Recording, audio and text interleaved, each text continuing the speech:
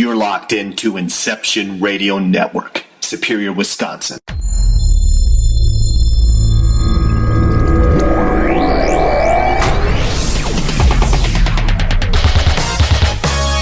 This is TruthFunders Radio on the Inception Radio Network, a weekly audio safari that features the newest in paranormal discoveries while highlighting the latest and not to be missed TruthFunder.com projects. For truth seekers and true believers, this week's TruthFunders starts now.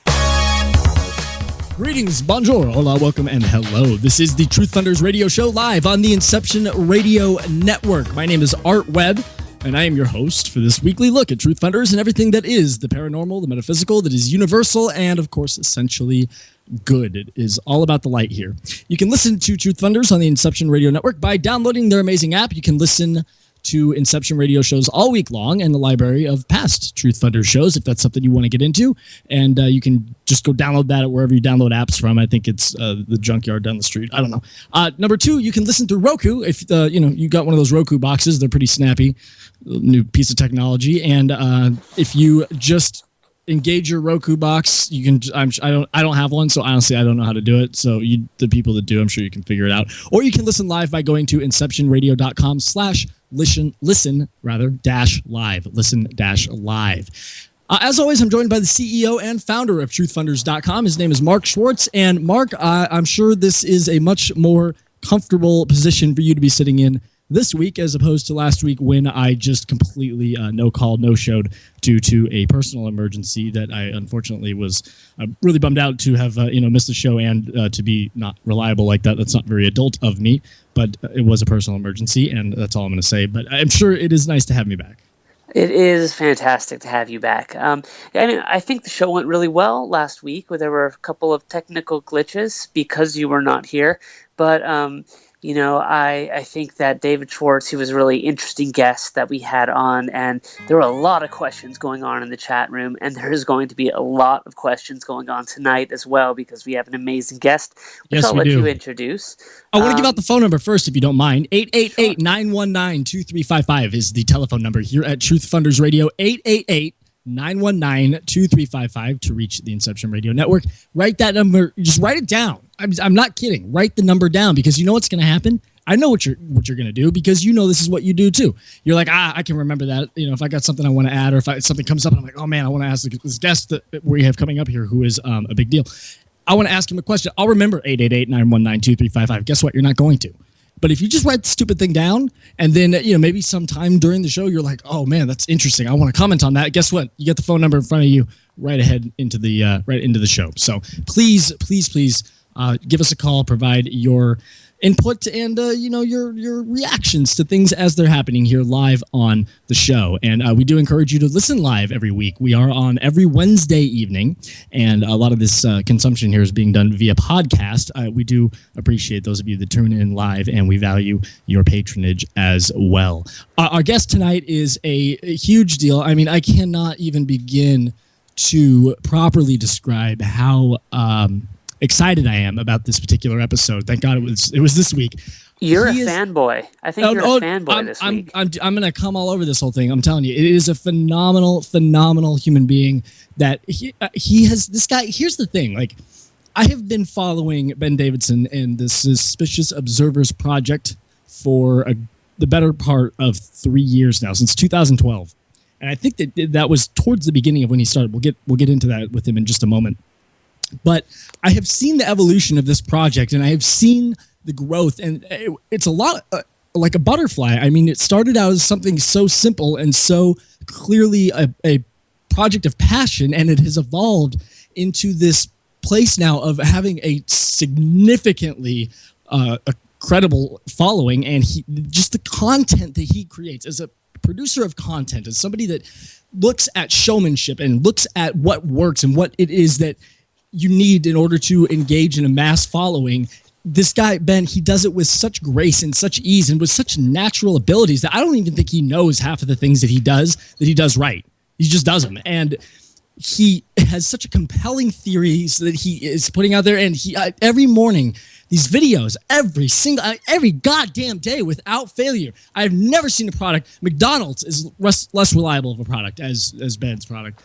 Every morning, these YouTube videos about what's going on with the space weather and the planet and all these things that he gets out as early as you could possibly imagine, they just hook you, and they become part of your daily routine in such a way that you miss them if you don't show up to watch them, because I guarantee you he's not going to not have the video up there. He gets them up there every single time, and there's so many things that I want to get into with Ben, and listen to me. I'm like a goddamn Coke addict. You're a fanboy, and that's okay. That's great. I love hearing your excitement. And he does follow this rigorous schedule, because when I was talking with him about booking him for the show, he goes to sleep early. He goes to sleep super early so he can get up super early and produce. Yeah, he gets him out by, I think it's like 6 a.m. East Coast time, so they're up by 3 or 4 in the morning here. And I tell you right now that there are nights that I don't sleep because I've some issues with like wanting to work in the middle of the night. I think it's quieter, and I'm able to get things done creatively that way. And I'll be up and I'll be like, oh, you know what? It's like 4:30 in the morning, 3 o'clock, 3:30 in the morning. I wonder if the video's posted yet. And every time there they are, and they are a source of comfort for me at this point.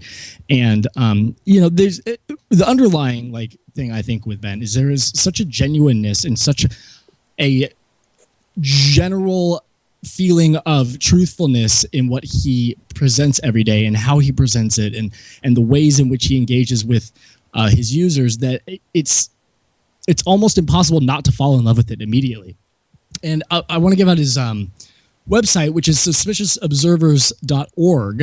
It's .org, and the O is spelled with a 0. You know what, MJ? I was gonna catch up with Mark, but honestly, I have so much that I want to get into. I know we're not gonna have enough time. Go ahead and bring Ben on now, if we could, because I want to ask him first and foremost if the 0 in observers was intended, and if it has become a bit of a double-edged sword in terms of how to market the brand and all of that, because it seems kind of complicated. And where it comes, like, why is 0 not an O? Ben, are you there? Yes, I am here. All right. Thanks for joining us so much on the show here at TruthFunders. It's a huge honor. Absolutely. It's good to be here. So why the 0? First and foremost, why the 0? Where did the 0 come from in suspicious observers with a 0, not the letter O? Interestingly enough, if you accidentally put an O in observers instead of a 0 when you're going to suspiciousobservers.org, it now redirects to the correct website. Oh, great. So you got a fail-safe at this point, so that's cool. It won't work on YouTube. It won't work if you're trying to send an email to me, but if you're looking for the website or you're just trying to put it into Google, Google at this point has figured out that even if you put the O in there, you're looking for me. Do you find that hurts your traffic, or it actually helps? I hadn't really thought about it. Something that is never leaving the back of my mind is the discovery of vacuum energy, which is the 0 point energy. It's something that I wanted to give a shout out to in some tiny little way, even if it's symbolically using a 0 instead of an O for the 0 point energy. This is a non-particleized version of the particle ether that electric universe proponents were looking for way back when, and were never able to find. It's just not quite exactly what they were. It's an essential element of what you discuss and what your product is. I mean, that all ties back into the electric universe, because as I was preparing for the show, I was trying to come up with, and obviously this was a question I was going to ask you, but in trying to come up with a general summary or thesis of what it is you discuss every day in your videos and all of the other content that you put out on top of the daily videos, the electric universe really is the phrase that sums it all up. Yes? In a way, yes. Very different than the way that modern electric universe proponents are going about it. They're, some of them are in a lab, and technically, Billy Yelverton is on our team, and he runs the electricity and plasma lab down in Georgia. But the things I'm looking for are really the ways that Earth and Sun are connected. And so I'm not really doing so much of the science, but the patterns and the correlations and the dependence of Earth events on solar and cosmic activity would not be possible without the underlying electric universe theories. And so while I'm not necessarily as active in the electric universe world, I'm a bit more than tangentially involved, to be sure. And a lot of the correlations for how the sun is affecting storms and earthquakes and volcanoes in the ways that we talk about day in and day out really requires a more electrical way of thinking in order to explain these things that really otherwise seem impossible. So it's a part of the greater whole of the electric universe theory. You're focusing on specific aspects that, in ways that they directly affect us here on the planet in the way we go about our day-to-day lives, whether or not we have control over it or not, which it seems we don't. And, at the end of the day, these are things that we do not ultimately have control over. Right. And, I am a bit biased because it's what I do day in and day out, but I happen to think that this is one of the things that could really propel some of these new electric universe theories into the limelight, because what better way to demonstrate that? I mean, it's one thing if you can do an experiment in a lab and say, see, this works, this is an alternative explanation. It's another thing to see something like time and time again, a specific feature on the sun causing an earthquake, or time and time again, a different feature on the sun being correlated with mass tropical storm formation or intensification, the kind of things that without the electrical explanations, there is not a current candidate for how this would be possible. And so, I'm a little biased because it's what I do day in and day out, but I really think that the stuff I do and the stuff that Dr. Kongpapu Yen does, and there's a number of others as well who are involved in doing this, I think it's important for the electric universe world going forward.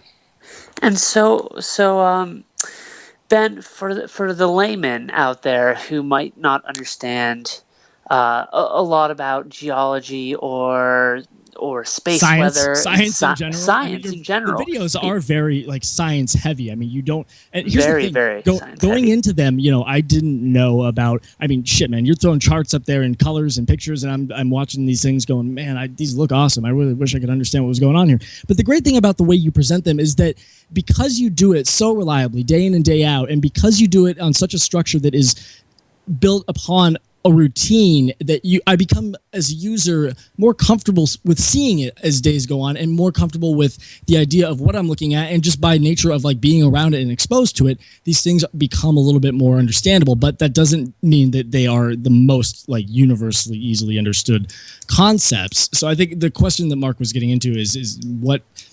I don't know, Mark, what was the question? I mean, it is complicated. Sure. So, for the person who doesn't know science very well, but wants to learn about what it is you're trying to demonstrate, what is there a couple sentences or something that a way that you could phrase it that would make sense to the listening audience right now? Well, absolutely. A lot of the newest proposed answers to some of the unanswered questions in astrophysics, cosmology, the interactions between the Earth and Sun, planetary science, solar science in general, are beginning to be answered in an electrical way. What I have tended to focus on, and what I'm very, very humbled and proud to say I was a part of with Dr. Kongpapu Yen as well, is helping to further some of the understanding of just how the sun affects the planet Earth, whether it's single-day weather events, long-term climate, major storm events like tornado outbreaks or hurricanes, or earthquakes and volcanoes. All these things are not just, we've moved beyond the hypothesis stage in many of these and had the data, the correlations, the dependence confirmed by professional statisticians. And now, it's really interesting to figure this out. And, seriously, you were saying that earlier about how once you get through it and you start watching it after a few days, weeks, you start to get it.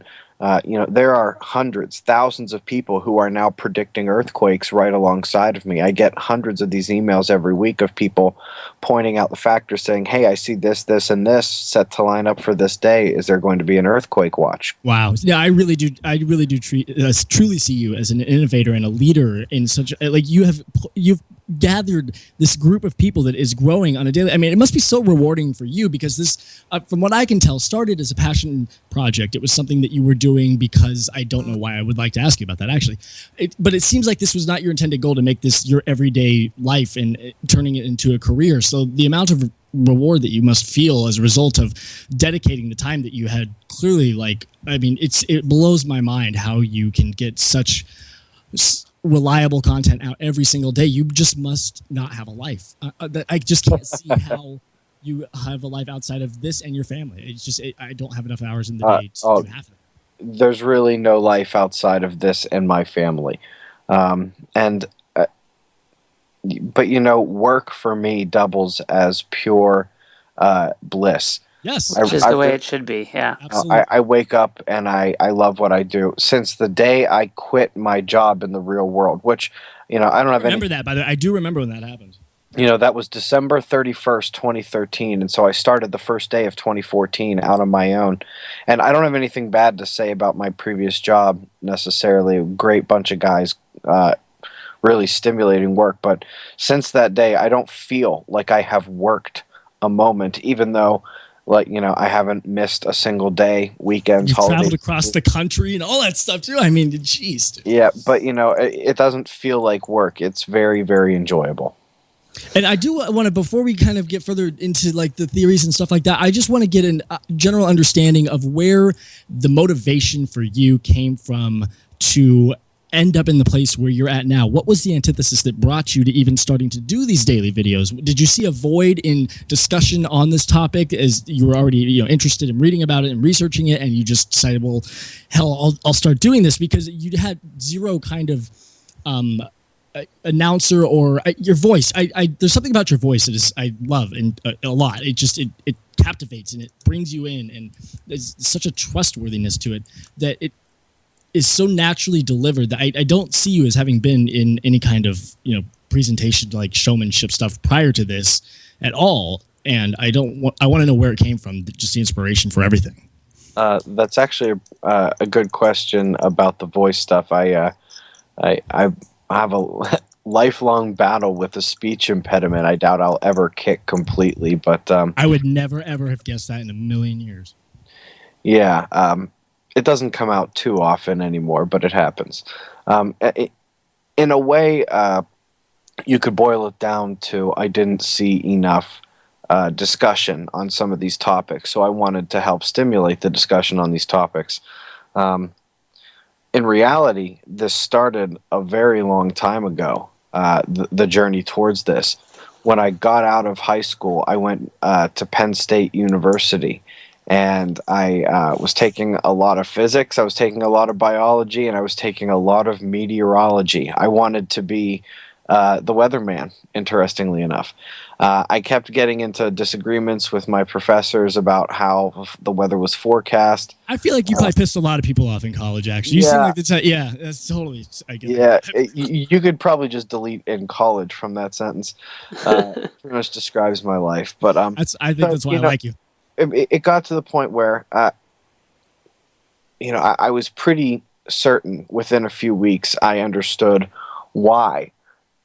Every once in a while, weathermen got the weather so wrong, like a significant it's so bad of time. But at the same time, these same models had gotten to the point where they could literally do minute by minute storm tracking, across the city. I understood how these diametric opposites could coexist very, very quickly, and it's to be simple. It has a lot to do with math and computer modeling. But one of the things that meteorologists are not trained to do is look at the wind flows, look at the atmospheric total electron content, look at the vertical ionic delay, basically the electric aspects of the ionosphere. And so when their models say, this is what the atmosphere, the pressure and the dynamics all say is supposed to happen, if there's a significant event in the ionosphere or electrically in the atmosphere, they don't get to pick up on it because it's not part of their models. It's not what they're looking for. It's not a tool in their tool belt, so to speak. And so they miss that, and then they get it wrong. It breaks the whole equation then at that point. It breaks the entire equation. And really the only thing that can affect stuff like that is space weather, the sun or galactic cosmic rays. So they're just not thinking outside of the box enough, the planet being the box. They're literally not. Right. They need to take a more giant step back and look at the planet as a whole and the way that the outside of the planet space is affecting what is going into it as well, because there is a balance to that in how it works too. It's just not Earth and that's it. I got you. Now, why do you think, so we had David Schwartz from the United States Geological Survey on last week, and when we asked him about space weather, he said that it probably has some sort of effect, but they haven't done any studies on it to sort of see what type of effect it does have. And I asked him, I said, well, kind of, what are the reasons why? Is it budget? And the USGS, they have one of the lowest budgets in the country when it comes to being funded by the government. So they have to really, I guess, pick and choose what it is that they study and put their studies into. And it has, go ahead. No, I was just say, frankly, we shouldn't be putting the entire burden on them because their job really lies mostly beneath our feet. And Right. I absolutely agree with that. This requires a truly interdisciplinary study to understand how this entire thing works. It's a whole new field, really. I mean, I do believe they could create a whole new sector of government, especially for this. Absolutely. The government recently asked for public comment on their new draft of the National Space Weather Strategy. And, this was one of the things I suggested in my comment. Yeah, and it's do you think that I look at things from an entertainment perspective. So you have something like Fox News. It's different than Fox movies, and it's different than Fox Searchlight Pictures. They're all Fox, but they exist in different locations, and they don't actually talk to each other, and they have their own elements and things that they work on. Do you think that it's kind of like that with this potential science that we're looking at, where geologists, they don't really talk to NASA about what's going on. They have their separate. Everybody has their separate science that they're looking Boeing at. Isn't talking to Ford. Right. They all have their separate tool belts, and I've said something similar to many people. Along the way. What we have done is, by many accounts, fairly incredible, but we're not geniuses. I'm not any smarter than any one of you. I just honestly believe I'm the first person. I am, guaranteed. I honestly just believe I'm the first person to intimately and with a little bit of obsession, I might admit, look at the sun, the weather, earthquakes, and volcanoes every single day. And when you do that every single day, it's blatantly obvious what's happening. And so you start to think about it, and instead of thinking, well, how in the world could they miss something like this, you start to transform that into, well, meteorologists don't study earthquakes. People who study the sun aren't doing, hurricane forecasts. These people don't have an interdisciplinary thing. I mean, USGS and NASA, they talk to each other every single day, I promise. But it's about things like ground soil moisture and measuring the hillside of a potentially active volcano from space, and help tracking ash clouds and looking at underground movement or underground magnetic anomalies, things like that. In order to fully understand how these things work, we've had to pull from astrophysics, from just a ton of different areas of physics in general, atmospheric chemistry, planet. These are all things I think also that are so intangible and so not easily like just seen as from point A to point B. You know, a lot of this stuff like the ground that is in front of me, I can touch that, I can study that. Like so many of these concepts are invisible to the human eye, to all the human senses, that in a way it would take as long as it has for everyone to kind of realize that we need to be taking a little bit from everybody and focusing our energies into a cumulative effort because of the way they all interact with one another. It's just more advanced. Well, absolutely, and there's certainly nothing wrong with hyper specialization. That's how you get the breakthroughs in one area of science. But it can also be helpful, I would submit, to have folks that step back from the situation, not just and try to pull together a literature review from all the subspecialties within their field, but actually try to look interdisciplinary, across fields, and try to pull stuff together in terms of answers that way. I think that's why the internet has been so beautiful of a concept for the human race, because it has provided a forum on such a global level to just start having conversations. And when these conversations hit onto something that seemed like they might be worth investigating, as what you have done sort of has, it just explodes into new ideas being developed and new. It's really. We're living in such an exciting time for the human. It's bad in a lot of ways, but it is so universally revolutionary in a lot of ways that something like this can even be accomplished because of the internet. Because I think the internet is what ultimately brought this about. Yeah, I couldn't agree more.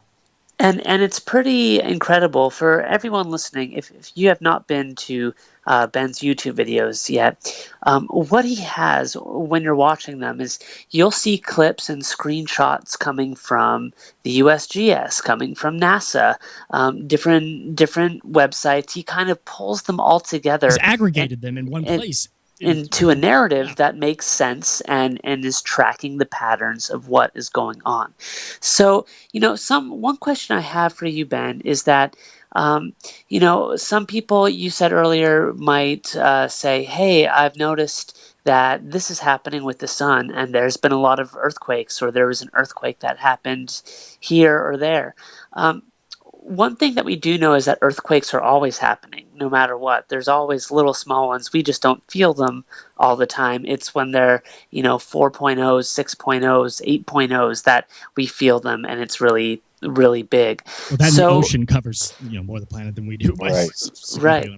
So how do you measure that, or is that part of your predictions? Do you look at it like, oh, there's a solar flare here, so we might get a lot of small little mini 0.01 quakes this week, and then next week it'll be a 2.0 somewhere? Well, how do you kind of put that together? Well, sample that data. Frankly, the only way to predict where small earthquakes are going to come is to look for where they're fracking.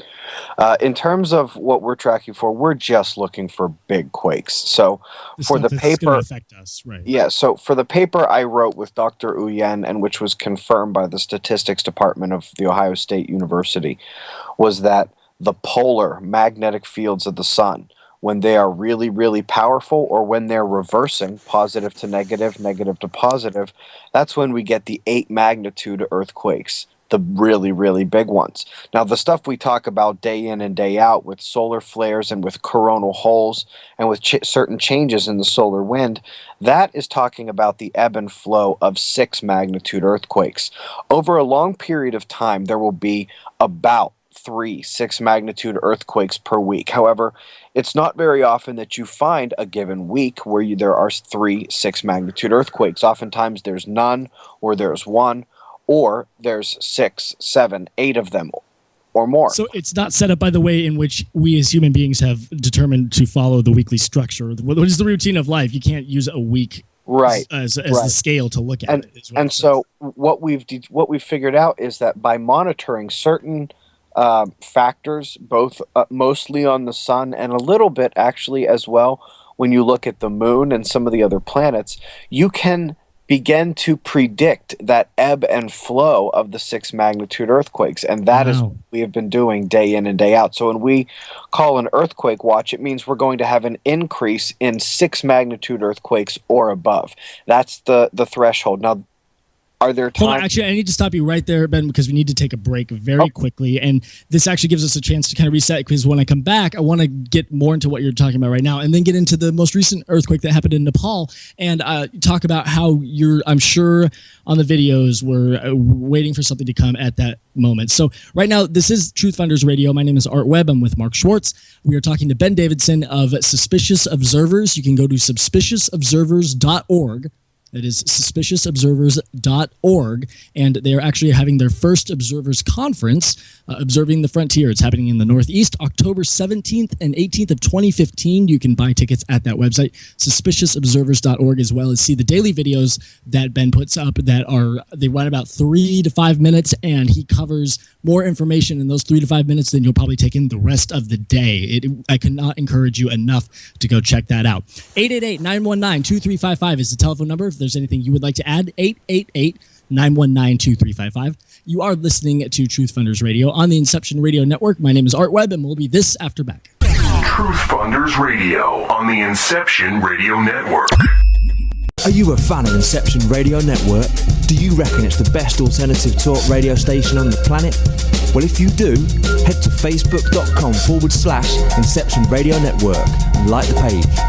Tell your friends, spread the word, and keep listening to the best. Hello, everyone. Lorian Fenton here, host of the California MUFON radio show, asking if you'd like special access to exclusive and amazing information about UFOs, the paranormal, and all things unexplained. If you're nodding yes, then join IRN's Insider Club. As an Insider Club member, you'll get an all-access pass to premier Inception Radio Network content for only $4.99 a month. This includes live UFO and paranormal conferences, live streaming UFO skywatches, exclusive IRN radio and TV productions, and of course, paying radio with MJ and Ken Storch. So don't wait any longer. Visit InceptionRadioNetwork.com and click on Member Login to join IRN's Insider Club and get your VIP access today. Don't have a computer? Is your internet connection down? Don't worry. Use your trusty cell phone or landline and call into our listen line at 401-283-6700 to listen to the Inception Radio Network 24/7. Again, that call-in number is 401-283-6700. For the Inception Radio Network, I am MJ. Hello, Inception Radio Network listeners. This is Amanda. Remember, you can take your Inception Radio shows on the go. Just download the Inception Radio Network app for your iPhone, iPad, or Android smartphones and access live shows, past shows, guest lineups, and much more. Just visit the iTunes Store or the Google Play Marketplace and download it today for free. You didn't forget what's coming up tonight, did you? Hi, Inception Radio Network listeners. This is Amanda. Never miss that interview you were looking forward to or the show on your favorite topic. Follow IRN on Twitter, I_R_N, and get reminders about the evening's live shows as well as fun and important updates throughout the week. That's I_R_N, and never miss a great show again.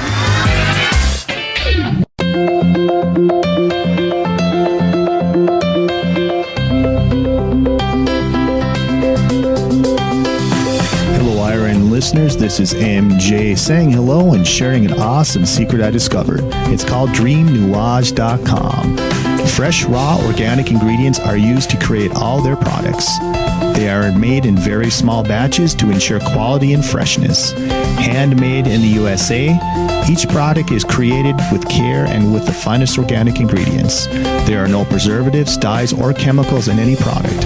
Stop by Dream Nuage and relax. That's DreamNuage.com. Simple, raw, organic.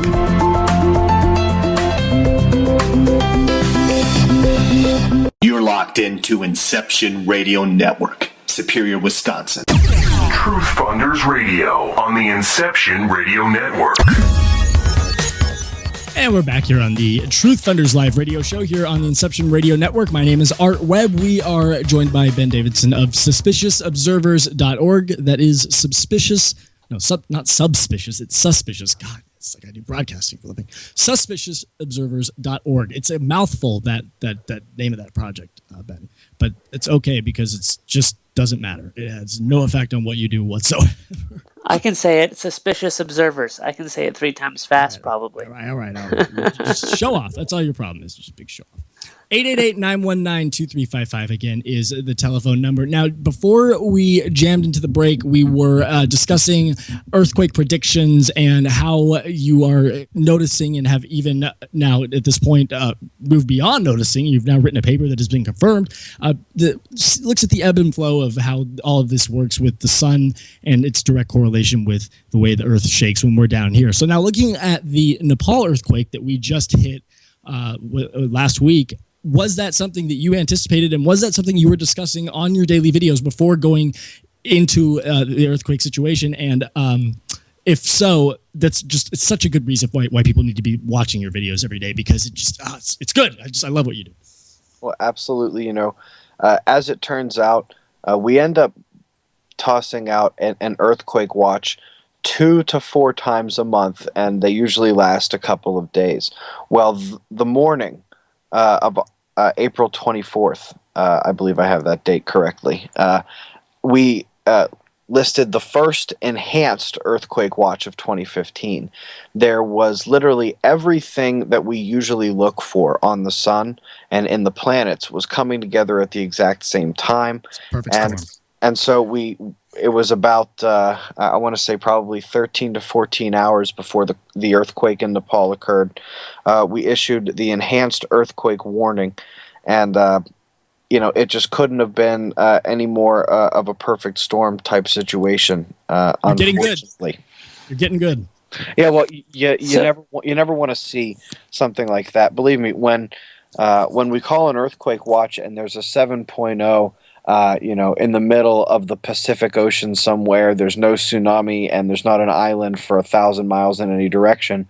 Believe me, I'm all smiles. But, it's hard to smile when you get such a terrible affirmation of what you're working on. It is, but on a bigger level, though, in a lot of ways. I mean, yes, absolutely. Don't get me wrong. It's devastating. There's death. There's so much horrible tragic situations surrounding something like that, but in a weird way, without that happening, it doesn't give you what you need in order to build such a solid argument that it becomes what everybody knows to be fact. And in that, we then are able to, on a global level, predict this stuff and then work out maybe where it might even happen, and one day be able to prepare for it properly so that we can reduce that type of thing. And I think in that level, it is good that you are getting so close every day to just, you're digging up this thing, and it's becoming such a with your earthquake watch. Can you predict where on Earth that big earthquake will hit, or is that not something that you guys have been able to sort of locate yet, or can you say in this part of the hemisphere it will happen? That as of now is really, really difficult. It's interesting because as you look back through the history of some of these correlated events, there will be a very significant percentage of the time when there's a certain feature known as a coronal hole, which are very, very earthquake active, where it'll look like Australia, or it'll look like Japan, or it'll look like South America, and there will be a big earthquake near there. And then other times you just look at it and say, no, this isn't anything at all. The only time we have really been looking at location-specific earthquake warnings was when we saw foreshock activity. It happened once in the Indian Ocean, where out of nowhere there were about 30 5-magnitude earthquakes in one day after there being no activity there for a couple of weeks. And so we issued a foreshock warning. Luckily, the 5-magnitude earthquakes released all the pressure there was to release, and there was not a bigger quake.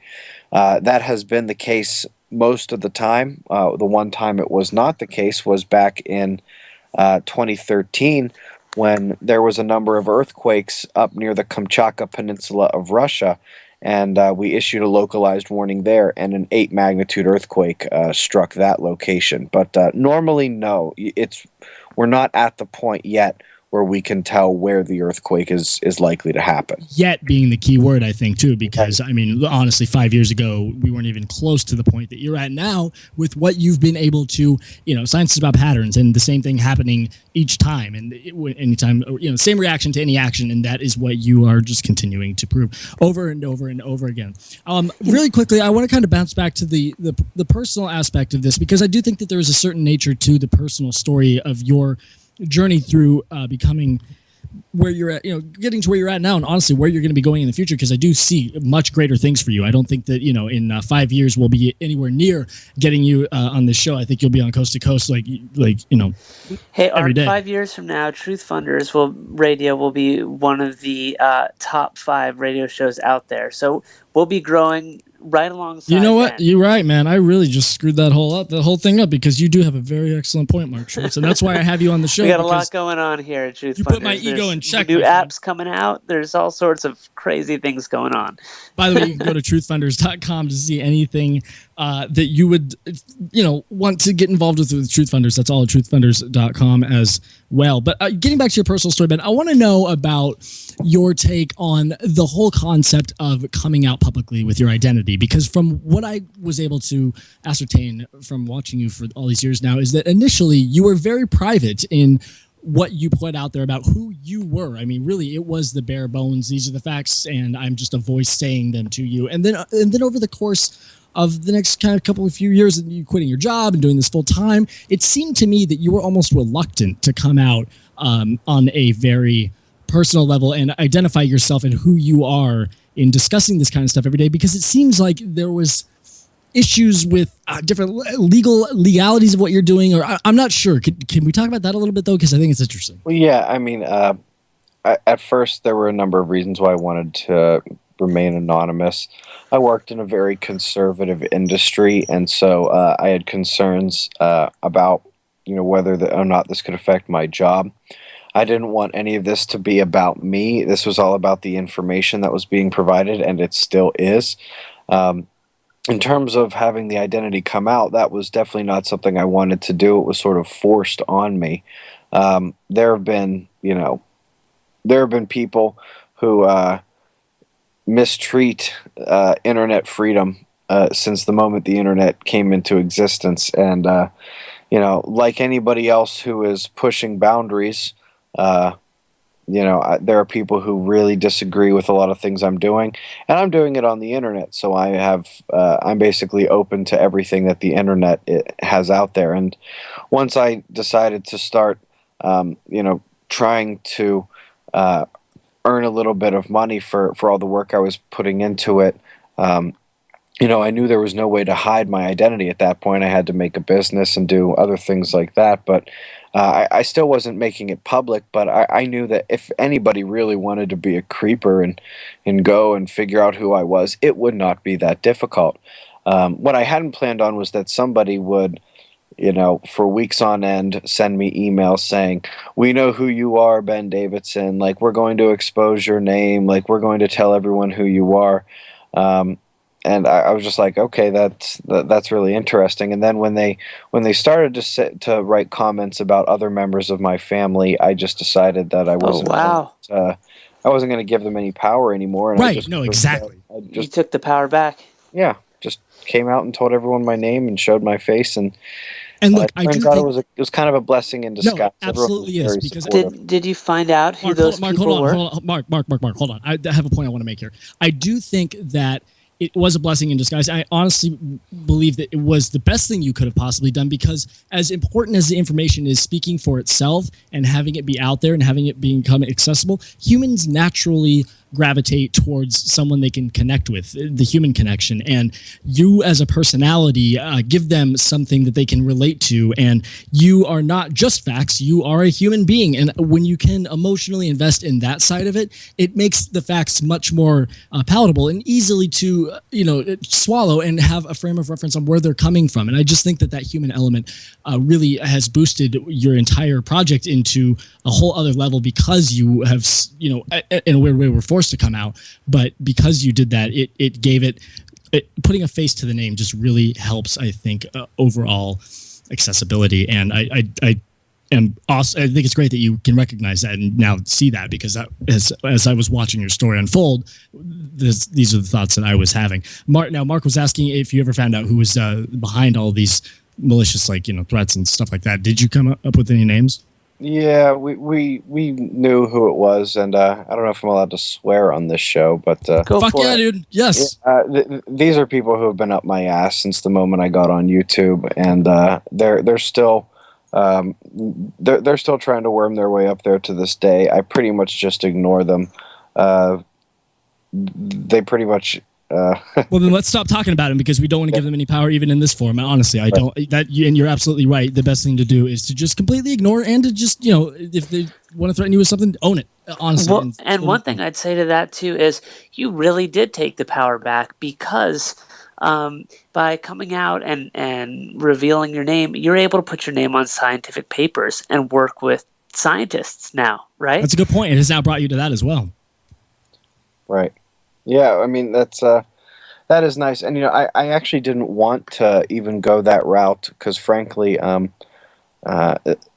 far as I was concerned, this wasn't for people who needed everything to be all prim and proper, and they didn't need to, go through these official routes, basically. Official routes that really are restrictive, and they do not open themselves up to, letting everyone contribute and things like that. Antiquated. They're antiquated techniques and ideas and thought forms and practices, honestly, because they're so close-minded and they're so married to what they believe as having been the truth. Because honestly, at that time in their origins, that was the generally accepted truth. And as you get older, you want to stick with what you know. And I can understand how they've become antiquated, but they've become antiquated in such a way that is now inhibiting our forward movement as a country, as a planet, and as everything else. Right. Well, that's absolutely right. And, I wish that that wasn't the world that we live in, but it became clear to me that my one-sided approach to this was not exactly reasonable, that something somewhere in the middle of the road was more reasonable. And if I really wanted this thing to be taken seriously, and I wanted science to, and, if I truly in my heart was caring about, getting this science to move forward so that it could one day be used to save people's lives, then I had to do everything I could to make sure that the study was taken seriously. And so I had to get, you had to follow their rules. You had to follow their rules. Yeah, and so, at that time I was living in Columbus, Ohio. So, the Ohio State University Statistics Department were the best people in my backyard, so to speak. And they are just really, really kind and talented individuals over there. If I ever need this again, I'll be going back to them for sure. And a little bit later on here in the show, maybe in the next, I don't know, definitely between the top of the hour and the end of the show, 30 minutes after that, we're going to talk about a brand new project that I didn't even know existed that Ben is going to be announcing, and I am excited to talk about that. But before we get into that, I got 10 minutes here. I want to talk about the Mobile Observatory project and what that came from, and how you were able to raise enough money to buy yourself an entire I don't want to call it a motorhome or a bus or anything like that. You actually outfitted an observatory out of some kind of RV, and you went across the entire country talking to people. Like, that's so awesome. These are the things that by coming out, have allowed you to do that as well. I mean, the reach and the connection and your commitment to getting out there and just making as much noise about this as possible is so admirable. And I want to talk about what that experience was like, and how you have come back from that and grown and changed maybe some of the ways you're going about doing things. Well, if my wife had not become pregnant, not that it wasn't my fault. If my wife, come on, you played a part in that too, bud. Yeah, if my wife hadn't gone and gotten pregnant, we would definitely still be on the road. This was one of the most fun things ever. I was just out there, different city every day. No chains holding us back. My wife, my two dogs, and I. It was absolutely wonderful. When I quit my job at the end of 2013, Started 2014. It quickly became apparent to me that I could continue doing the daily news, continue doing suspiciousobservers.org and all the other content that gets put on that website, which is an astronomical amount as well. And I don't know if we'll have time to get into all of that, but it's there, and people should check it out for sure. Because I had time for more, and the only way to really kick this up a notch was to go around the country and meet the people who had been involved and been so supportive, to meet the scientists who I'd been collaborating with, just over the internet. I gave a lot of talks at schools, museums, science centers, universities, planetariums. It was a lot of fun. We had 75 events. We hit 41 states. I actually hit 2 more on a little West Coast swing just a couple weeks ago, and 4 provinces in Canada. And it was just a ton of fun. Actually, my wife and I had bought the RV ourselves, and then we started a Kickstarter campaign in order to turn This was before TruthFunders existed, by the way. I need to say that. Say what?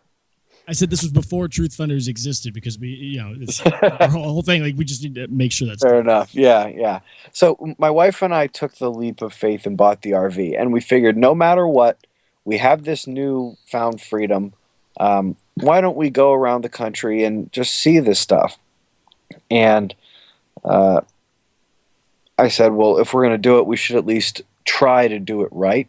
And so we did a Kickstarter campaign to really retrofit the mobile observatory to be able to have us live on the road for, live in it full time for months on end, for us to be able to, for me to be able to produce the content, do the recordings, to hold a bunch of scientific equipment that would be cool to have along the road, and frankly, to pay for a lot more gas money than we would otherwise be able to afford with that big thing, so that we could hit all of those places and have 75 different events. That brings up 2 questions for me. One is, was the campaign successful?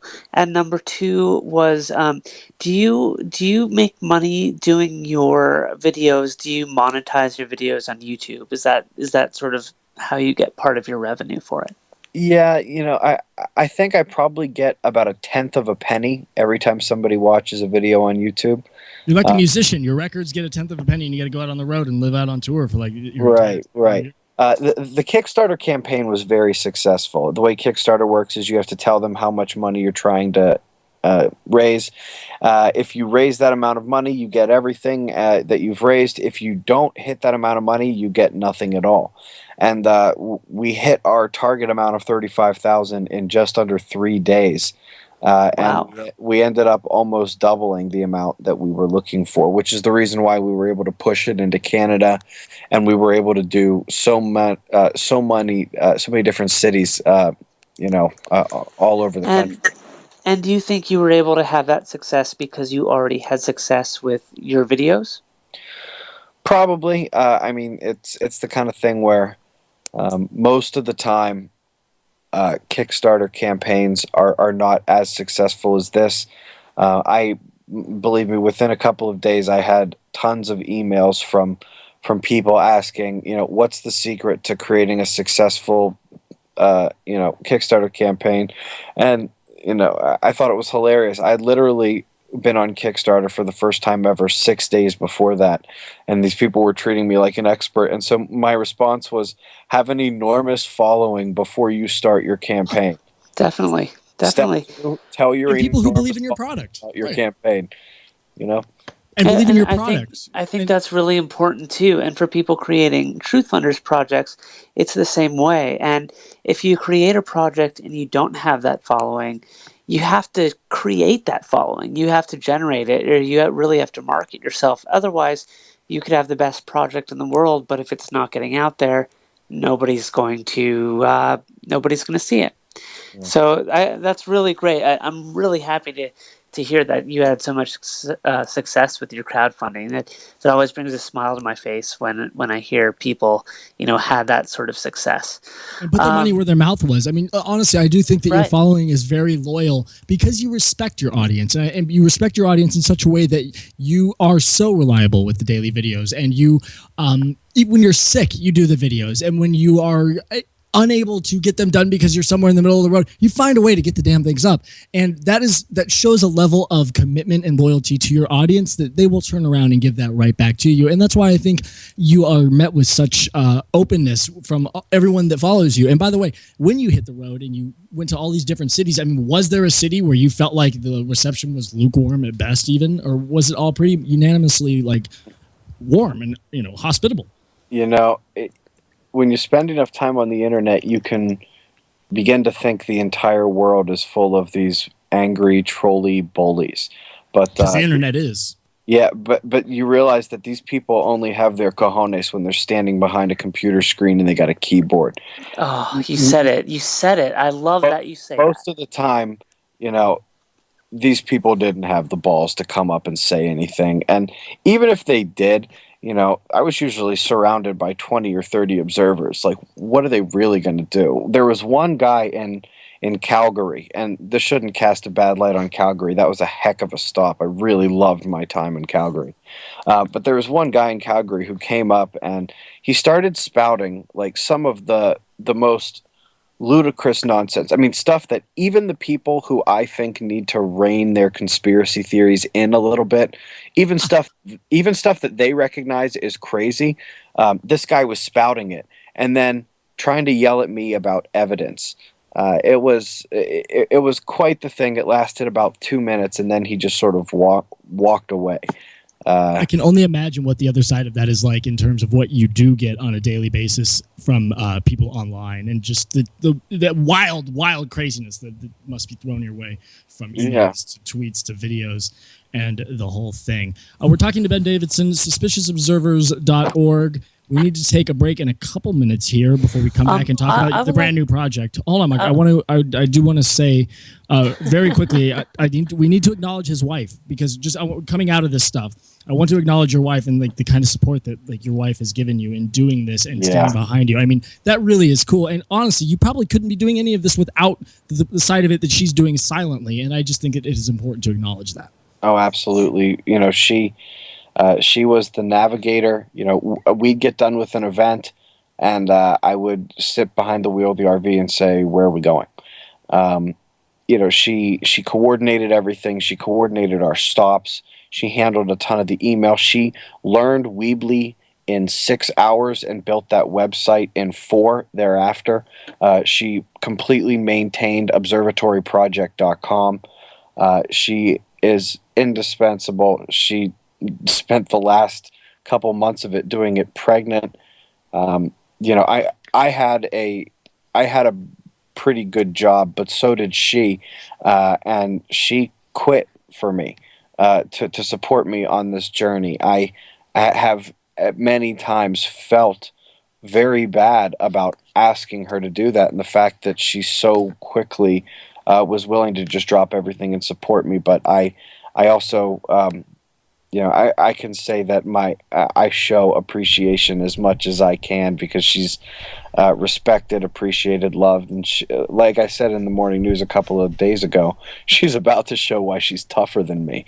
Yeah, exactly. Whenever she gives birth to our little daughter here. And I think a lot of your success has to do with that at-home support and at-home nurturing and loving of the concept, because honestly, if there was any friction or anything other than what you've experienced, I think it would show in the product and overall just the pace in which you've grown and all that. So I do think that it was important to mention that. Okay, Mark, what were you starting to say before we got to take the break here?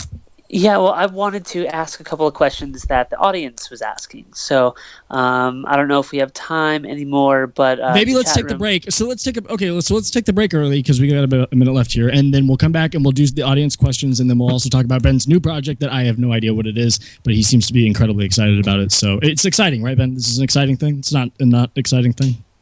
Project. It's not exciting. There we go. Okay. You're listening to TruthFunders Radio on the Inception Radio Network. Check out Ben Davidson at suspiciousobservers.org. His daily news videos, they are phenomenal. And also you can see him on October 17th and 18th of 2015 in Pittsburgh, Pennsylvania, for the first Observers Conference. And you can get tickets for that online at suspiciousobservers.org. Listener questions and new announcements coming up when we get back on the show. We'll be right back. TruthFunders Radio on the Inception Radio Network. Are you a fan of Inception Radio Network? Do you reckon it's the best alternative talk radio station on the planet? Well, if you do, head to facebook.com/Inception Radio Network and like the page. Tell your friends, spread the word, and keep listening to the best.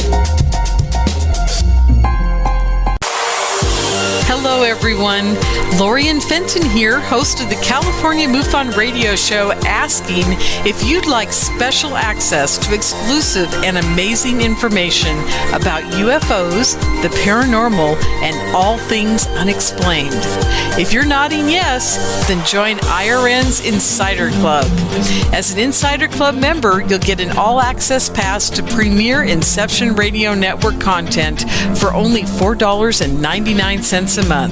This includes live UFO and paranormal conferences, live streaming UFO skywatches, exclusive IRN radio and TV productions, and of course, paying radio with MJ and Ken Storch. So don't wait any longer. Visit InceptionRadioNetwork.com and click on Member Login to join IRN's Insider Club and get your VIP access today. Don't have a computer? Is your internet connection down? Don't worry. Use your trusty cell phone or landline and call into our listen line at 401-283-6700 to listen to the Inception Radio Network 24/7. Again, that call-in number is 401-283-6700. For the Inception Radio Network, I am MJ. Hello, Inception Radio Network listeners. This is Amanda. Remember, you can take your Inception Radio shows on the go. Just download the Inception Radio Network app for your iPhone, iPad, or Android smartphones and access live shows, past shows, guest lineups, and much more. Just visit the iTunes Store or the Google Play Marketplace and download it today for free. You didn't forget what's coming up tonight, did you? Hi, Inception Radio Network listeners. This is Amanda. Never miss that interview you were looking forward to or the show on your favorite topic. Follow IRN on Twitter, I_R_N, and get reminders about the evening's live shows as well as fun and important updates throughout the week. That's I_R_N, and never miss a great show again.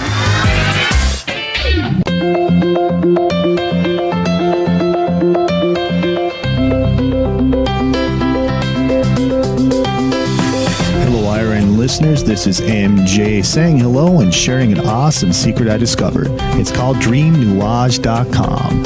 Fresh, raw, organic ingredients are used to create all their products.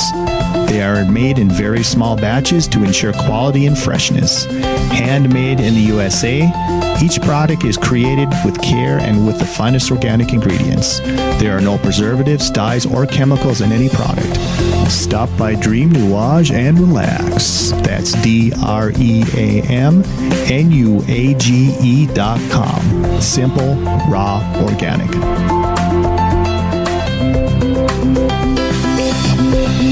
You're locked into Inception Radio Network, Superior, Wisconsin. TruthFunders Radio on the Inception Radio Network. You are listening to the TruthFunders Radio Show on the Inception Radio Network. My name is Webb. Thank you so much for tuning in. We are here with Ben Davidson and, of course, Mark Schwartz, who is with me every single week. He is the CEO of TruthFunders.com, suspiciousobservers.org. All right, let's see. Let's start with Mark. Mark, very quickly, a couple listener questions before we get into Ben's announcement. Sure. So you could call in 888-919-2355. We probably have time for one actual real call. So if this will probably be your only time to talk to Ben. So if you have a question, call in now. 888-919-2355. We have so many questions here in the chat room. One of them is from... Let's just scroll down here. Droopy. Droopy asks, what about static electricity below the ground as a prediction or predicting earthquakes? Do you know anything about that? Absolutely. I actually was contacted by a researcher in British Columbia who's actually one of the individuals who's looking into that. Another such individual, I believe, is Eric Dollard. because of the volume of emails we were getting while we were on the road, I actually didn't get that email until we had actually just passed through where he was. But essentially, their search for that is one of the inevitable outcomes of the work we're doing. It's the kind of thing where they would need to basically create a global network of these static sensors beneath the ground. It is indeed that static electricity that we believe is built up, is energized, is triggered by the space weather events. And, this is actually in the... now that, I promise, is not my dog. Somebody's upset about what you're saying. I don't know who it is, but... yeah. See the dog. No, go ahead. Keep going. I think The it's TruthFunders mascot. I'm going on mute. Yeah. But yeah, in the paper that I actually wrote with that we've been talking about here, one of the things we mention is the fact that they'll sometimes notice million ampere surges of electricity through the ground involved with earthquakes. If you can find a very, very, I mean, I don't know what kind of antique shop you'd have to go to find this, but if you find a very, very old barometer, like some of the first ones ever made, the lowest end of the pressure scale says earthquake weather, and all of these things are related to one another. The same thing that precedes earthquakes, not just is there the static involved with the triggering of the release, but somewhat related to that is the positive ion release. There's positive ion release from the ground before earthquakes, before tornadoes. This is how you would modify the weather, with positive ion release sent up into the atmosphere. That'll make it rain more. And so the question is a great one. It's right on point, and it's actually something that we've included in our work thus far. That's great. What an incredible answer. Another question we have is, and this will be the last question unless we get a caller, because I want you to be able to have time to talk about your project. So last week we talked to David Schwartz from the USGS, and we talked about animal behavior and earthquakes, and he said,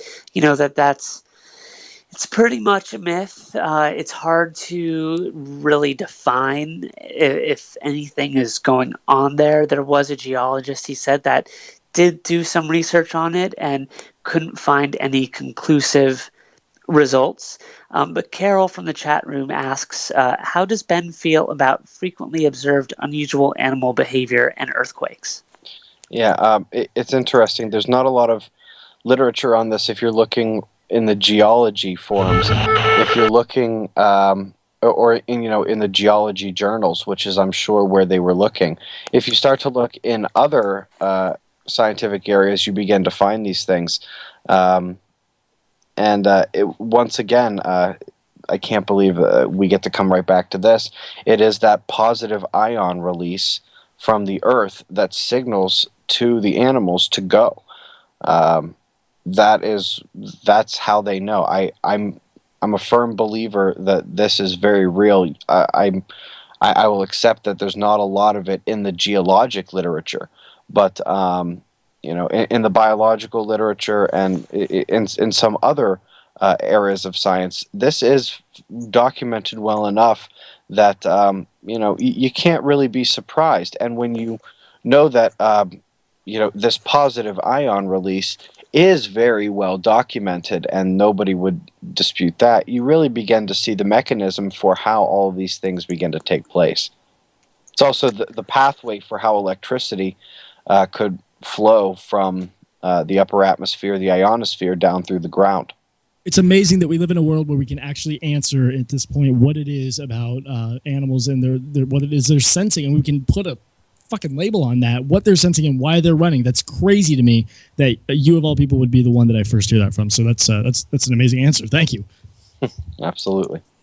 So let's talk about the future for suspicious observers, because it seems like it is a bright one. What do you have coming up, my friend, that you would like to discuss on the show? we briefly talked about, or I heard you guys briefly mention the conference that we have coming up later this year. Yeah, I've been talking about it as we go into the breaks. I've been promoting it for you. Terrific. I really appreciate that. Yeah, so that is an opportunity to meet and talk with not just me, but everybody else involved. This October, the first one of our conferences will be in Pittsburgh, Pennsylvania. That's called Observing the Frontier, and as you said, it's you can get tickets at the website, but it's basically going to be a lot of this type of stuff that we've been talking about in more detail, and there's going to be many more speakers there who are all on the same frontier, and it's basically going to be the crest of the wave right here. Do you have a hand in organizing this thing as well? Or? It is my conference. The reason I called it Observing the Frontier is because it's for the observers. And what I wanted to do is I wanted to model this essentially after what the Thunderbolts Electric Universe Conference was doing, except that I wanted to take it all around the country. And so this first one's going to be in Pittsburgh in October. But in late January of 2016, we're going to be heading down to Phoenix.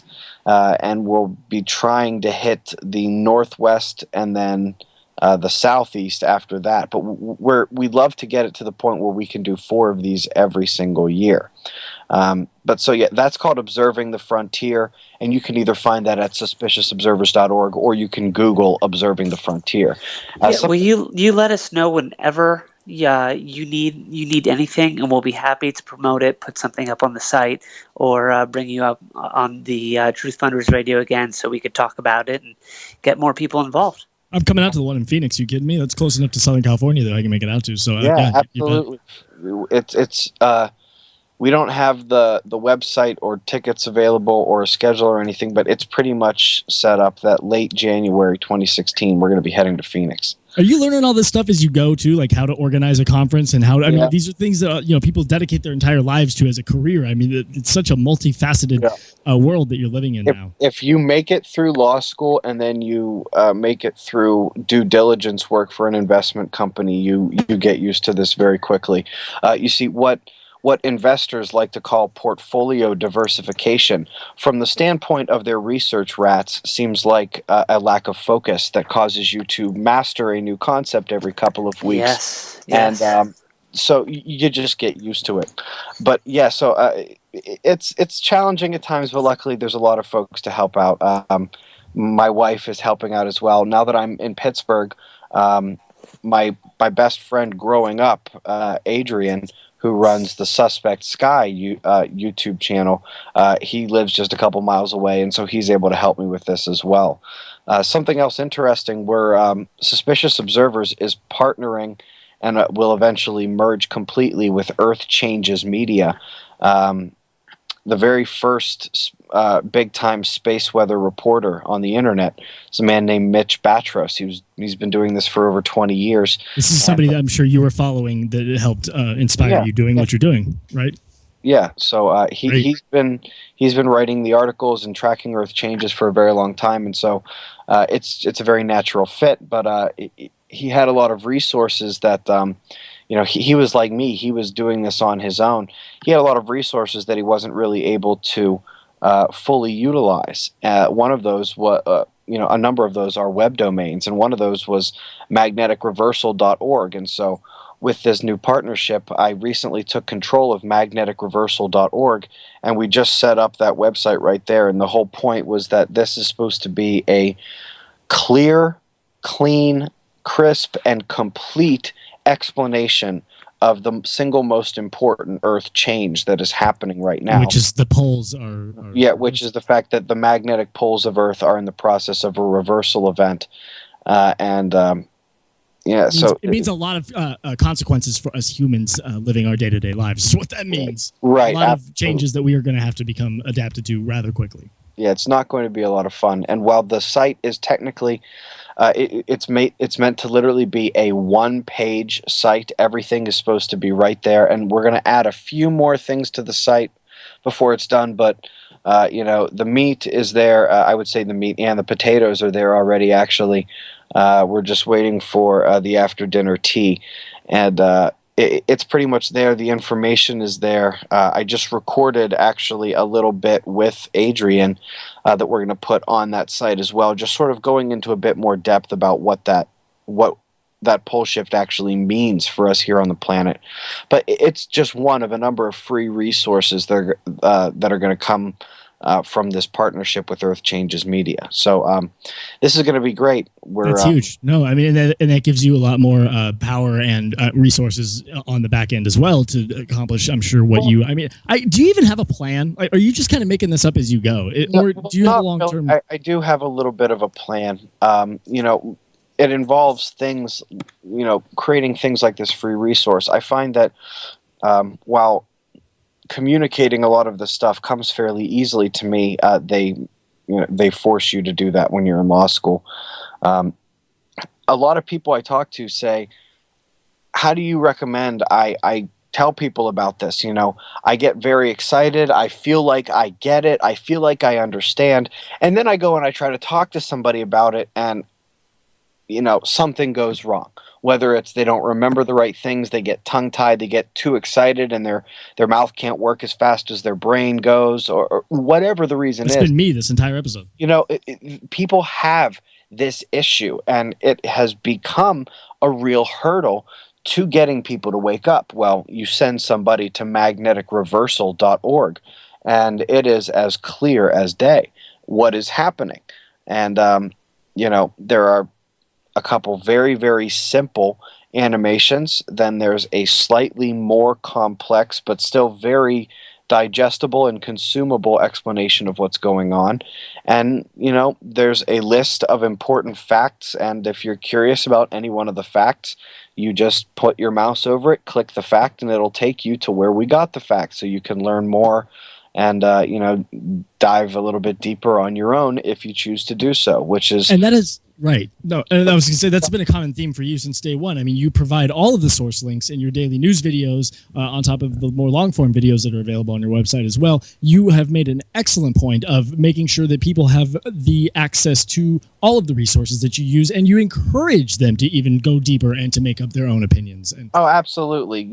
Right now, for the time being, my soul is currently classified as human and therefore not to be trusted. So everything I say and show must have a citation. Otherwise, I'm just some lunatic screaming about stuff on the internet. You need to be able to fact check me. If I make a mistake, you need to be able to call me out. I do make mistakes all the time, and it happens. But you guys need to be able to not only just check the facts, but go in and learn more if you guys are really interested about a certain topic. It doesn't do you guys any good to hear me tell you something interesting if you can't therefore go and be empowered yourself to learn more about it. So that's very important to me. Yeah, and that's what we say. That's what we say all the time on TruthFunders Radio. Art and I argue about. We don't argue. We say, for all the stuff that we talk about out there, it's important for people to think for themselves, to go and do the research themselves, not just sit and watch the news and take it all in. But if you see something and it hits you, or it makes you feel something, and you're not quite sure what to believe, do the research and find out for yourself. And so, don't believe what people preach. You gotta really just do the research yourself and not be lazy about it. And you're of the mindset of a person who's a go-getter and a doer. And those are people that are, we really respect, especially in this field, and this field needs a lot more of them. But people who get off their butt, they have an idea, they want to do something about it, they make it happen, they do the research. And so it's fantastic, and we really appreciate it. And I know we're running out of time here, but over the break, when we were talking during the commercial break, there was a sort of a funny story that we were talking about, and I'd like to sort of end the show on that note, a funny note to sort of make people laugh. But the fact of the matter is, Ben, that your research, it's going to get bigger and bigger, and your conferences, they're going to grow and grow.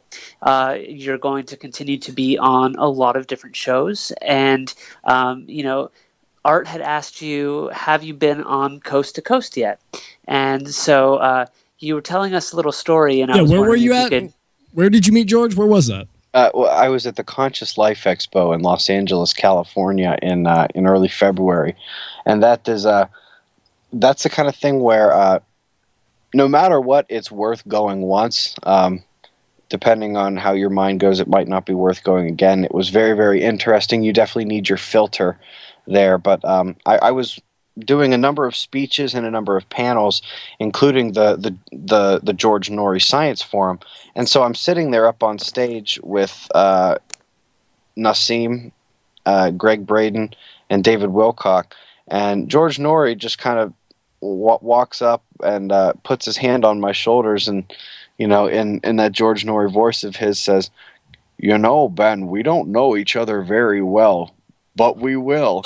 And I am still waiting for my call back from George. I know his producer personally. I actually know his producer personally, and I will get on Dan Heiser, and I will say, Dan Heiser, goddammit, you got to get Ben on, because now we have had him, and I've been able to talk to him first. Now you are allowed to go on Coast to Coast AM, which, by the way, he looks iconic in person. Oh, he is, and Norrie. No, and Norrie is the best. I mean, I've worked with Norrie. I've worked with him in person, and he's one of the good ones. I really admire and, of course, appreciate his career and what he has continued to do with the Coast to Coast legacy after Art Bell, who obviously is God to all of us. Well, he stepped in front of me, and I'm sitting there thinking to myself in my head, wow. Like it almost looks like a moving statue, like a robot. Like this almost doesn't seem very, very real. This is kind of messed up. And he said, what's messed up? And I said, oh my God, I said that out loud. And that didn't actually happen. But no, seriously, the point I'm making is these people have an interesting presence to him, and not just him, but a lot of the folks that were there. Magnanimous. I mean, David Wilcock is another one. I mean, he is a fascinating human being. To be sitting at a table with him must have been just interesting. Interesting is the only word I can come up with. When he told everyone that he remembered his past lives, being kings, being beggars, being kind people, being murderers, I didn't really know what to think about that at that moment, but he was a very nice guy. And he's interesting to listen to. I mean, the guy can captivate an audience. There's no doubt about it. Or not. Some people argue. But, either way, I feel like there's two camps, right? There's the Art Bell camp and there's the George Norrie camp, and people feel that you have to be in both. But they're both completely different. It's like apples and oranges. And one thing that I can respect of both of them, and that I do respect madly, is that they will go and interview people that need to be interviewed and people that need to be heard. So definitely. Including you, and I can't wait to hear you be able to do like a 4-hour extended, conversation. That would be just phenomenal. We're going to let you go because we need to wrap up our show here. But Ben, I cannot thank you enough for joining us, and I just wish you nothing but continued success and abundance and manifesting everything that it is that you are committing yourself to. Because there is no greater quote on the planet than in the end, the love you make is equal to the love you take, and you are doing it, and you are putting so much into it, and you're just going to continue to reap those rewards. And the best of luck, my friend. Thank you very much. Yeah, thank you so much, Ben. We really appreciate it, and we'll be listening. .org. You can go every morning. The news videos are there. Watch them. They will captivate you. You'll watch one, you'll be hooked, and then you can also dig deeper. There's long form programming in there as well that spells out things for you in such a way that they are understandable. Just like the new website. Say that new website one more time, Ben. magneticreversal.org. Just like that, there's all sorts of videos about Star Water. I mean, I wish we could have gotten into Star Water. There's so much more. Maybe one day we'll do another one because there is so much more to the science. But it's all at suspiciousobservers.org. And thank you again, Ben Davidson, for joining us. Now, Mark, we got literally 7 minutes here, and there's a bunch of things that we wanted to hit at the top of the show that I just railroaded us on. But one of them in particular was an email that you got. And honestly, I'm kind of surprised that it took this long to get one of these. Yeah, tell me about it. I thought we'd be getting this from day one. So first of all, I want to give a shout out to all. We get a lot of email every week. People contact us. So some of the people that wrote to us, I just want to thank them real quick. Catherine Jones, Bobby Fraser, Kennedy Schwetzer, Christina Henry, Indira, Spaceboy, Pieces of Lisa, thank you for retweeting our stuff. Josh Brin, Adam Jasa, Wayne Hand, Travis Redder, and Patrick Willard. You guys they all wrote just really nice things about you and me, are just crazy things from, I believe you and I would be the correct pronunciation. Yes, you and I. Nice compliments about the show. They were talking about how they like our banter, about how, our chemistry together. They like the guests that we had on. They had more questions for the guests that I had gone on and forward. And then we got another email, and this one was from, and I'm going to go ahead, I think his name is Brent. It's Brent. Yeah, it's Brent. And it's funny how, it really is. This proves the point that the one bad apple will stand out amongst all of the praise in such a way that you just can't notice only but that one. It's crazy. I don't understand the human condition and why that is the case. Right, but I think it's awesome because, look, we ask for people to contact us. We say, hey, call us. Send an email to truthfunders@gmail.com. Call us on the show. Let us know how we're doing. What do you like? Because when we know what you like or we know what you don't like, we can change the show. We can shift things. We can move stuff around. So I'm going to go ahead and read the email that this person sent, which is very different than what everybody else sent. But I'm sure there's other people who agree with him somewhere out there. I kind of agree with him, honestly. Oh, yeah? You do? Yeah, I think so. Okay. All right. So when you have a guest talk, listen to them. Oh, by the way, he spells you. He spells the word you with the letter U. Yeah, yes. Real fucking respectable. I'm sorry, MJ. I don't mean to be so mean on your guys' station, but when you're gonna criticize, do it in a way that is formal and actually shows that you have like a brain. Please, you have to, because if you criticize and you are misspelling stuff and your syntax is all wrong, it's hard to kind of take that seriously. So he writes, when you, just the you, have a guest talk and listen to them. Period. Okay, so when you have a guest talk and listen, not when you have a guest talk, please listen to them. When you have that's two thoughts in a single sentence. And then it is, you had a guest on wanting to talk about Hollow Earth, yet you, again you, just the you, went off on a tangent. Which we do. This whole show is based on tangents. Honestly, there's no way you're going to be able to listen to a Truth Funder show that will not be built around tangents. It's just the way our brains work. Our brains, Art and me, are built around tangents. We are products of the 80s, where we MTV I Want It Now generation. So when I want to say something, I'm not going to wait for you to finish the thought. I'm going to say it. Exactly. So here we go. So you had a guest on wanting to talk about Hollow Earth, yet you went off on a tangent, period. About you and your friends. So he didn't finish his sentence. He spells out you in that one. He actually spells the third you. He spells out Y-O-U. So right. He's capable. We know he's capable.